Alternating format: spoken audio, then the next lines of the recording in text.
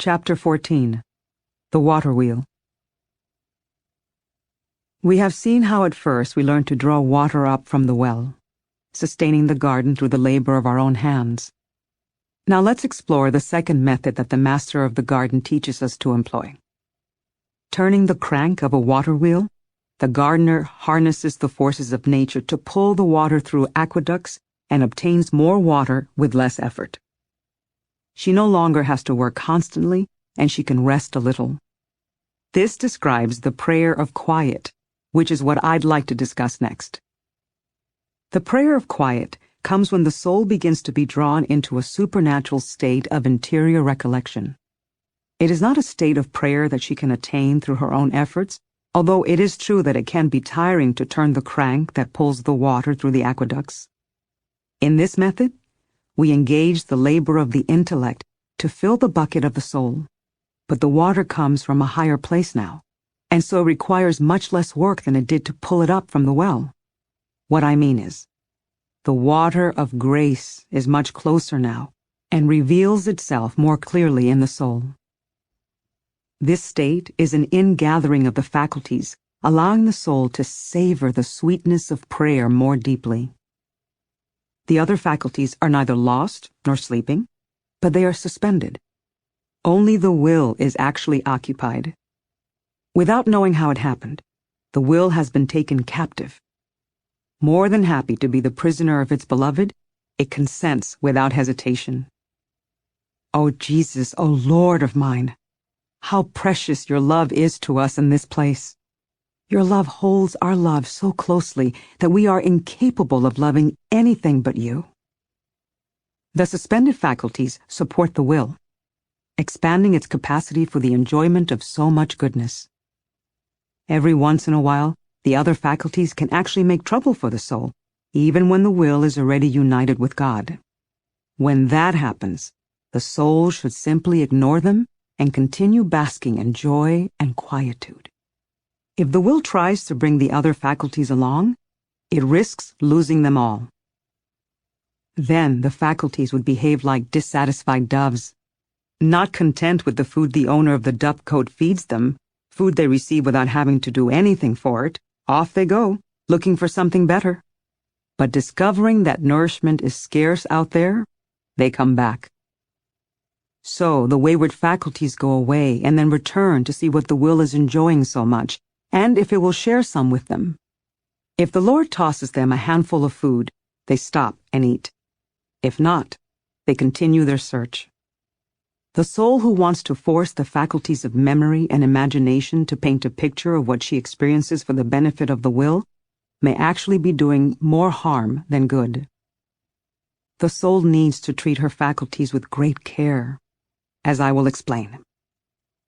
Everything that happens in this state of prayer deeply consoles the soul. Even if the state lasts a long time, it doesn't weary the soul because it costs so little in labor.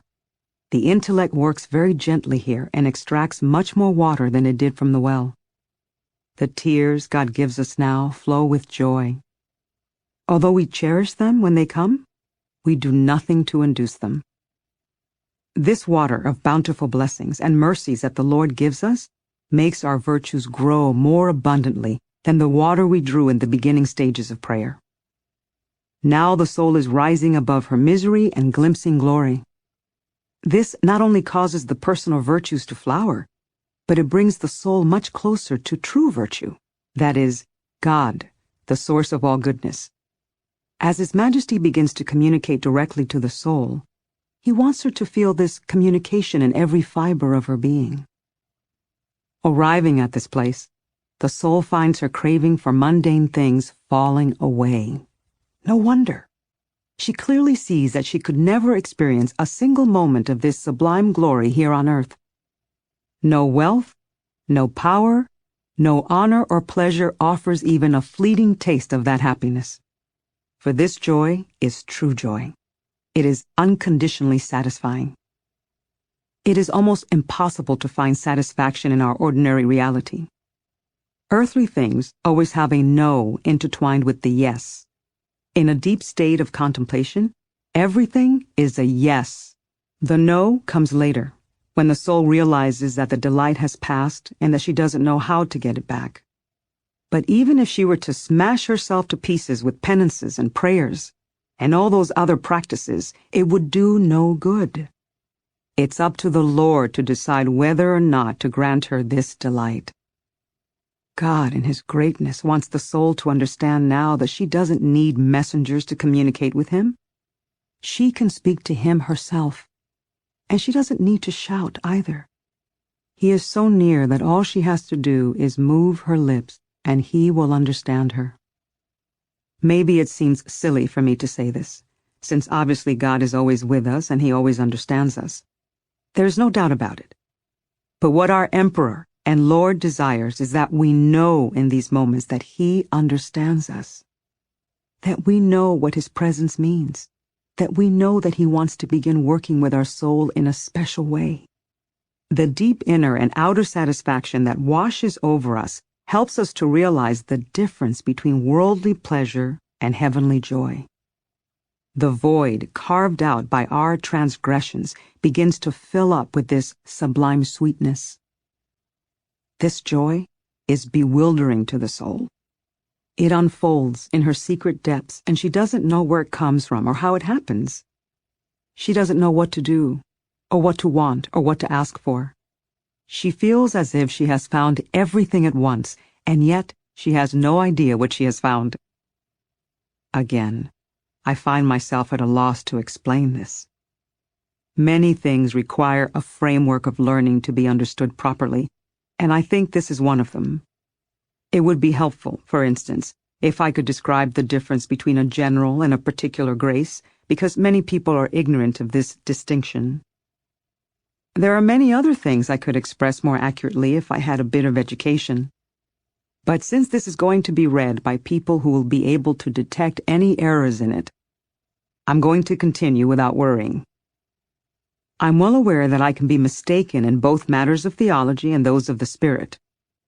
Fortunately, since this account will end up in the right hands, I can trust that the learned men who receive it will understand what I'm trying to say and omit anything that's wrong. Still, since we are dealing with the beginning stages of the spiritual path, I feel that it's essential to do my best to explain this experience adequately. When the Beloved first begins to grant the soul these mercies, she doesn't understand what's happening to her or what to do with herself. If God is leading her along a path of fear, as He led me, then her confusion becomes a terrible trial. It's even worse when there is no one around who understands her. That's why it can be such an intense relief to see yourself described in a book. It's affirming to discover that you are on the right path after all. I know how wonderful it is to find out what you need to do to make spiritual progress. I have suffered terribly and wasted so much time not knowing how to proceed. I have tremendous compassion for souls who arrive at this stage only to find themselves alone. Although I have read many spiritual books that touch on these subjects, they don't really explain much. Even if the explanations were ample, an inexperienced soul will have a hard time understanding what is happening to her. I want so much for the Lord to help me convey the effects that these supernatural things begin to have on the soul. By recognizing the effects, the soul may know whether or not the cause is the Spirit of God or something else. I say the soul may know, but I mean only insofar as we can understand heavenly things while we are here on earth. It's always a good thing to walk with caution and restraint, because even though an experience may be the work of God, the spirit of evil can sometimes transform itself into an angel of light, and an inexperienced soul might not be able to tell the difference. In fact, most souls may need to reach the pinnacle of prayer before they develop that degree of discernment. The fact that I have so little time to give to this writing certainly does not help my ability to explain any of this very well. Therefore, His Majesty must come to my rescue. Living in a house that was so recently founded, I am inundated with community duties and other related businesses. I can only write in fits and spurts, and I can never really settle down into it. I wish I had more space to write, because when the Lord gives me inspiration, the words flow with great ease and clarity. Then, writing is just like sketching a model that is sitting right in front of me. But when inspiration is lacking, it doesn't matter how many years a person might have spent in prayer. My words make no more sense than if I were speaking Arabic, as the saying goes.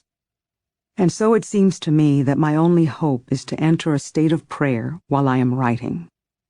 That's when I can clearly see that I am not the one doing the writing.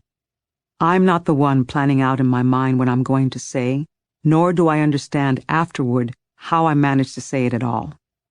This happens to me often. Let's return our attention now to our garden. See how the orchard is beginning to bud. Feel how the trees will soon burst into full blossom and then bear fruit. Smell the whiff of carnation and other flowers. This imagery is utterly charming to me. I have always loved the notion of my soul as a garden and the beloved taking his walks in it. When I was beginning on this path, I used to beg His Majesty to intensify the fragrance of those little flowers of virtue that I could see had begun to blossom inside me. I wanted nothing for myself, and so I asked him to sustain the garden for his own greater glory. Go ahead and cut whatever you please, I said to God. I knew that pruning would only make the flowers bloom with greater vigor. I talk about pruning because there are times when the soul forgets all about the garden. Everything appears to be dry, and it doesn't seem like there will ever be enough water to sustain it. The soul cannot detect a single virtue inside herself.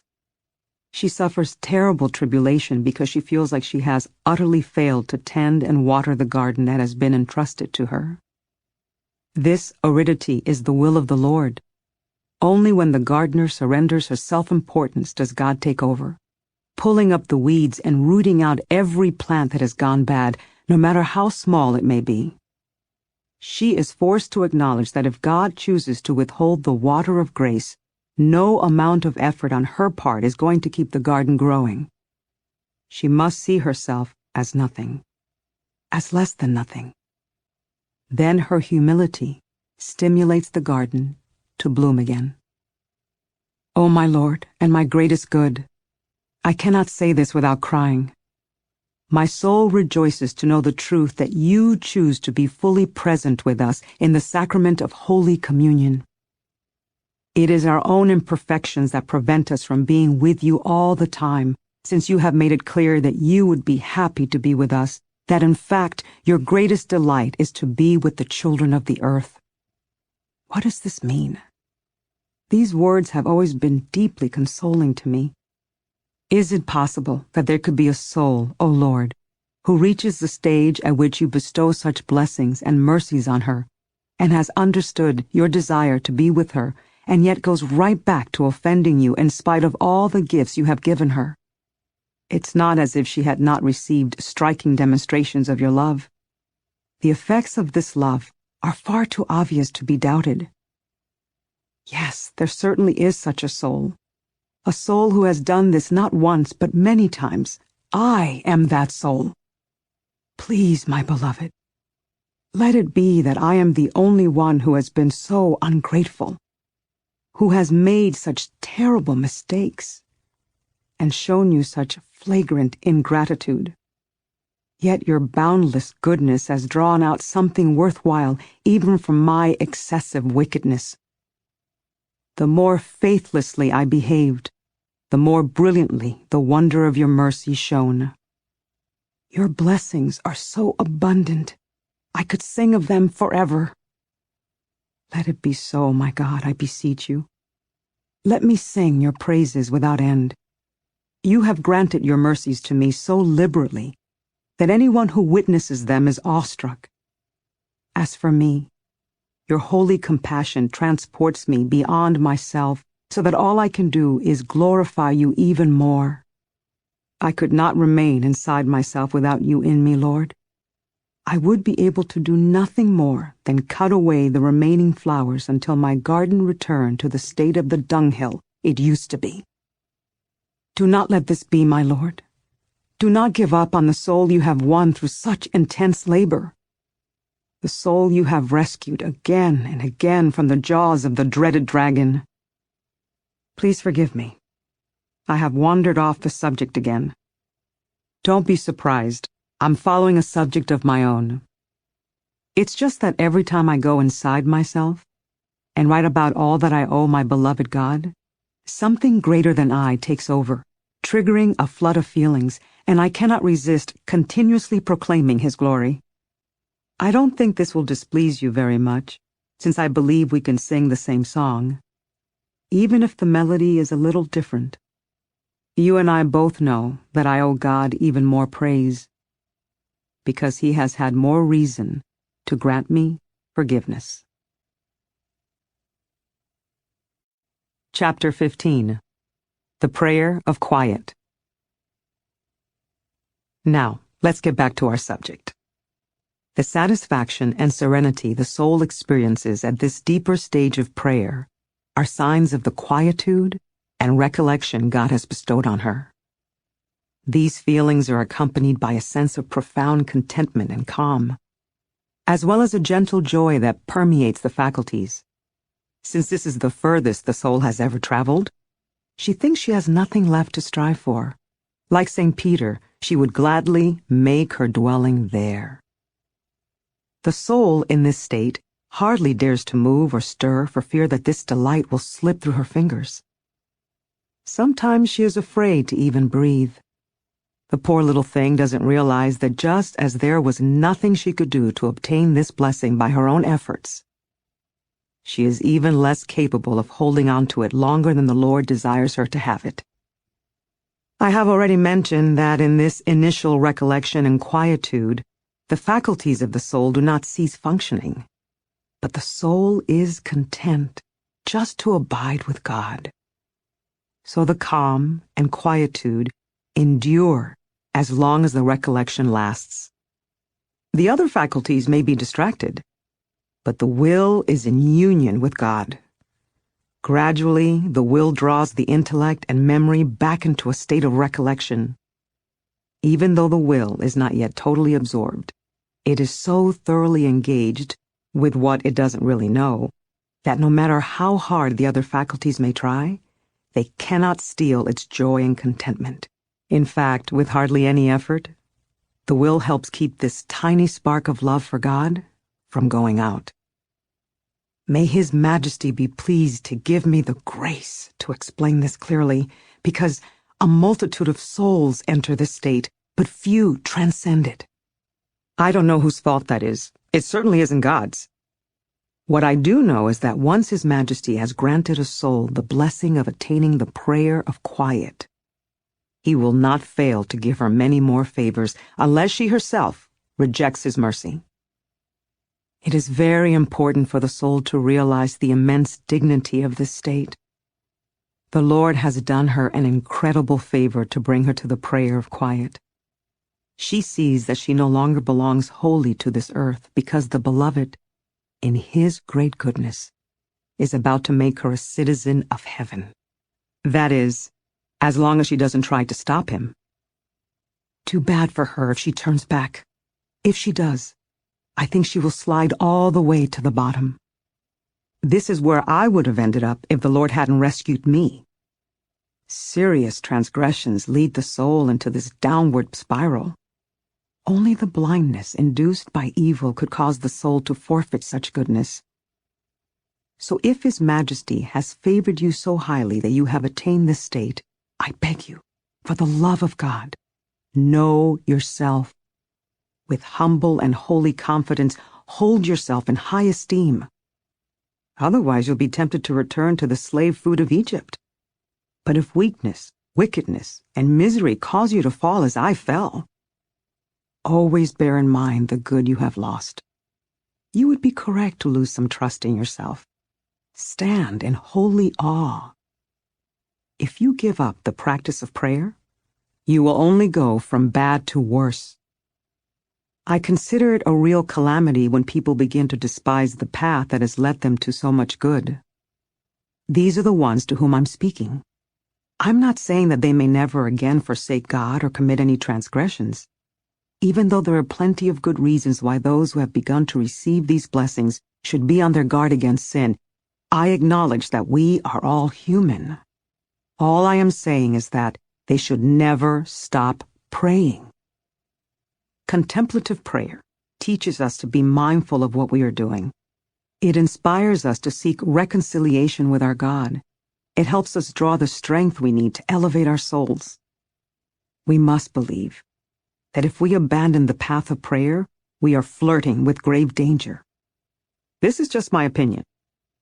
I'm not sure if I even understand what I'm saying. All I have to go on is my own experience. The prayer of quiet is a little spark of true love that the Lord begins to ignite in the soul. He wants the soul to understand the joyous nature of this love. Anyone who has experienced the prayer of quiet will immediately agree that this sacred spark is not something we can grasp for ourselves. Human nature tends to be greedy. We cling to any moment of delight.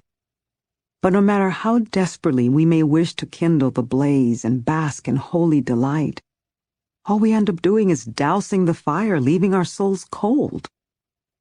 The deep quietude and recollection that accompanies the prayer of quiet are good indicators that this little spark, no matter how small it may be, is from God, and not the spirit of evil, nor is it a delight that we have fabricated for ourselves. As long as we don't extinguish it with our own imperfections, this spark will ignite the great fire, spreading the same flames of passionate God-love that we observe blazing in advanced souls. This little spark is a sign of God's promise that He has chosen the soul for great things. It is her choice whether or not she will prepare herself to receive His gifts.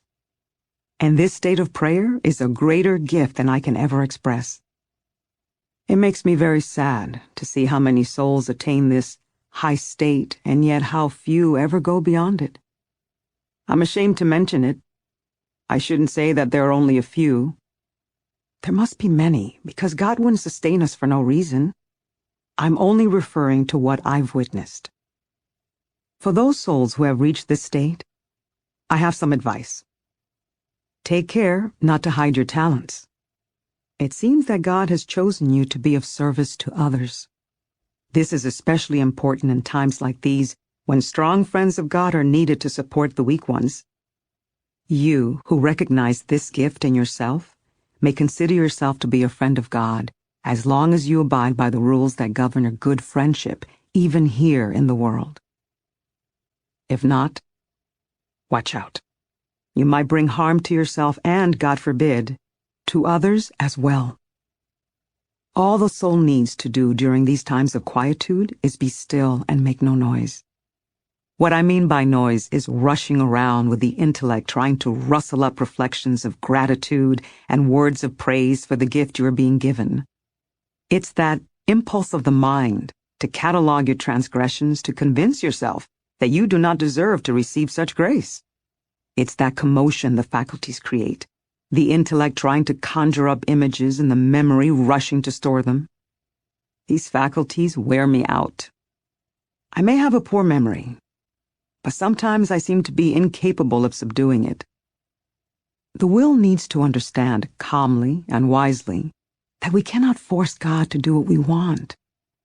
Any effort to do so would be like carelessly piling huge logs onto a fire and smothering it. The will ought to acknowledge its powerlessness and simply say, Lord, what is my rightful place here? What does the devotee have to do with the Master? What is the relationship of earth to heaven? Or it can speak any other words of love that occur to it in these moments, as long as they are rooted in truth.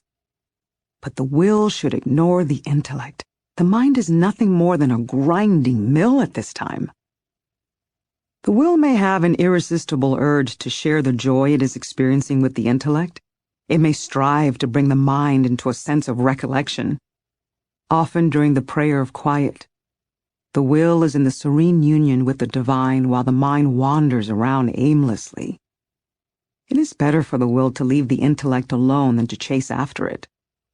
All that the will needs to do now is remain in recollection, like a wise bee, and simply enjoy the gift.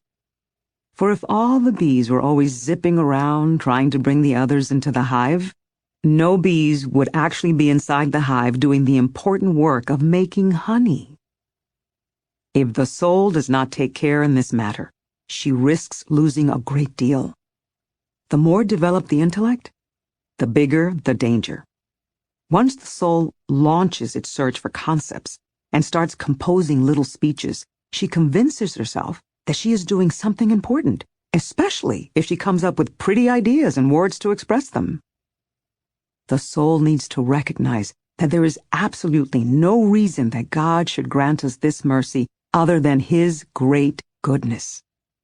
She should be aware that she is very near His Majesty, and take this opportunity to ask for His continued blessing. She should also pray for the whole of the spiritual community and include those who have asked for her prayers and also those who have died. She should not use a lot of noisy words, but quietly express her yearning to be heard. More important things are enfolded in this simple prayer than in 1,000 big ideas generated by the intellect. When the will spontaneously realizes its spiritual growth, it quickens with the fire of love.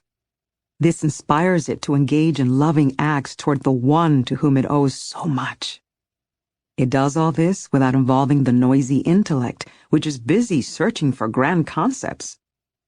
If we place a tiny twig of humility on this fire of love, we are doing far more to intensify the blaze than if we were to feed it 100 huge logs of discursive reasoning. While we might think we're being erudite, we would only snuff the flame in less time than it takes to recite the creed. This is especially useful advice for the learned men who ordered me to write this. Surely, through the goodness of God, you will attain this high state of prayer at some point. You might be inclined to apply biblical interpretations to spiritual experiences. Your studies may be of tremendous benefit before and afterward. But in the midst of contemplative prayer, education is irrelevant. In fact, all of your theological concepts may only serve to cool the fire of love in the will. At times like these, I find that my intellect is so close to the light that it sees everything with incomparable clarity. And I, though I am what I am, seem to be someone else altogether. Ordinarily, I hardly understand any of the liturgy in Latin, least of all the Psalms. But when I am in this state of quietude, I not only understand the prayers as if they were written in Spanish, but I even go beyond this to rejoice in the meaning that transcends all language. I'm not talking about the occasions when learned men need to preach or teach. In that case, their studies are a good thing because they help poor people like me who have little education of their own. It is always a good thing to offer charity and sustain compassion toward all souls, as long as the caring comes from a simple place and is dedicated to God. When the gift of quietude comes to learned men, they should put all learning aside and simply rest in the stillness. The time will come when their knowledge will be useful to the beloved. Then they will value their education so highly that they would not trade it for any treasure. All they will want is to use it in service of His Majesty. Believe me, in the presence of infinite wisdom, a little study of humility and a few humble acts are worth more than all the knowledge in the world. In the prayer of quiet, there's no room for rational argument. All that is required is that we know exactly who we are. We must simply place ourselves in the presence of God. He seems to want to strip us of our reason and render us utterly foolish. Indeed, His Majesty humbles Himself so radically that He allows fools to come near Him. But the intellect is still activated and moved to articulate ardent prayers of gratitude. The will, on the other hand, is very calm, and like the publican, keeps its eyes lowered. In this quiet way, the will expresses its thanks far more clearly and fully than does the intellect with all its fancy rhetoric. There's no reason in this state to renounce all forms of discursive meditation or even vocal prayer. Yet, if the quietude is deep enough, the soul will find herself practically incapable of speaking anyway, at least not without a great deal of painful effort. I believe it is possible for us to discern whether this quietude comes from the Spirit of God, or whether we are picking up the devotional impulse God gave us originally and trying to harness it ourselves to achieve the state we desire. Remember, if we struggle to attain the prayer of quiet by our own effort, it doesn't work. What little serenity we eke out dissipates quickly and leaves us feeling dry. I also think that an experienced seeker can tell if the state of quietude comes from the spirit of evil. If that's the case, it will lack the characteristic humility and will leave the soul feeling agitated. It contributes nothing to preparing the soul to receive the effects that the genuine prayer of quiet, given directly by God, engenders. It neither illumines the intellect nor fortifies the will. As long as the soul follows the directive to fix her thoughts and desires on God, directing the goodness and delight she experiences to Him alone, the spirit of evil can do her little or no harm. Not only will the spirit of evil gain nothing in this way, but the joy that God arouses in the soul will be taken away from the spirit of evil in equal measure. Since the soul believes that her delight comes from God, she is filled with longing and motivated to seek Him again and again through contemplative prayer. If she is a humble soul and more curious about the cross than about spiritual rewards, she won't pay attention to the comforts offered by the spirit of evil. But when the consolation comes from the Spirit of God, the soul will be incapable of ignoring it and will hold it in the highest esteem. Once the spirit of evil notices that the soul has humbled herself in every aspect of prayer, it will have to admit that it has lost the game and will stop coming around to bother her. Remember when I was talking about the first water, which represented the first stage of prayer?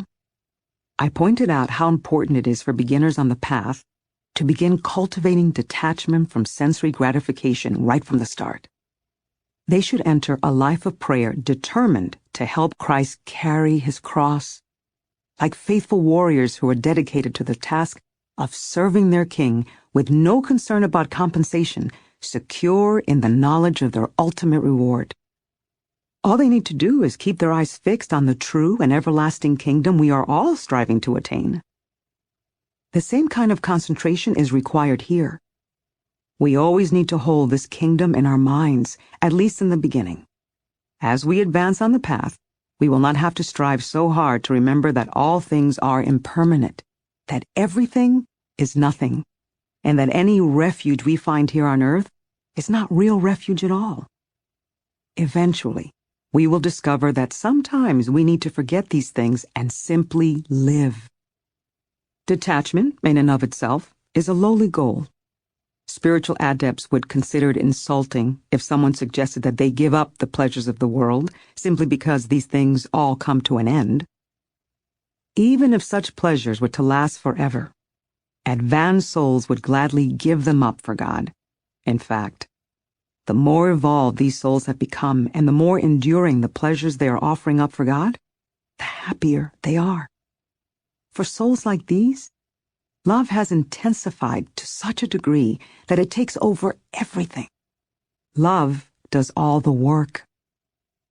But for beginners, this advice about consciously cultivating detachment is of the utmost importance, and this is why I make such a point of it. Beginners should not dismiss this counsel, but rather trust that following it will lead them to great good. Even souls who have already attained a high state of prayer may sometimes find themselves being tested by God to such an extent that they begin to wonder if His Majesty is giving up on them. When this happens, they will also find this teaching useful. Don't forget, the growth of the soul is not exactly like the growth of the body. I mean, the soul does grow, but it obeys different rules. Once a child has become an adult and developed a strong body, he doesn't shrink and become small again. But the Beloved does allow this to happen to the soul. The only way I know this is that I've seen it myself. I suppose the purpose of this is to humble us for our own greater good, and to remind us not to become careless in this state of exile. The higher we ascend, the more closely we must pay attention, and the less we must rely on our own devices. The time comes when even the most radically surrendered souls must protect themselves against offending God. Their wills are so aligned with the will of God that they would rather be tortured and die 1,000 deaths than commit a single imperfection. Still, they are sure to find themselves at some point or another being attacked by temptations and persecutions. When this happens, they need to pull out the first weapon of prayer and remember that everything is impermanent, that all things come to an end, and that there is life after death. In this way, they will avoid spiritual error. Let's review what I've been saying. When we start off, determined to follow the way of the cross and refuse to be lured by the craving for consolation, we build a solid foundation and protect ourselves against the tricks the spirit of evil uses to deceive us. After all, the Beloved himself pointed to this way of perfection when he said, "Take up your cross and follow me." He is our example. Whoever walks in his footsteps with the sole desire of pleasing him has nothing to fear. Such souls will begin to detect improvement in themselves and will be able to recognize that these positive effects are not the work of the spirit of evil. When these souls fall, they quickly get back up because the Lord is with them. Here are some other signs of God's presence. When it is the Spirit of God that induces the deep quiet, the soul has no need for manufacturing feelings of humility and unworthiness. The Beloved himself gives this gift of prayer in such a way that it transcends anything we could achieve through our nice little rationalizations. Self-mortification is nothing compared to true humility that springs to light when the Lord shines on us. This produces a revelation that totally undoes us. The sudden awareness that we are nothing is a gift from God.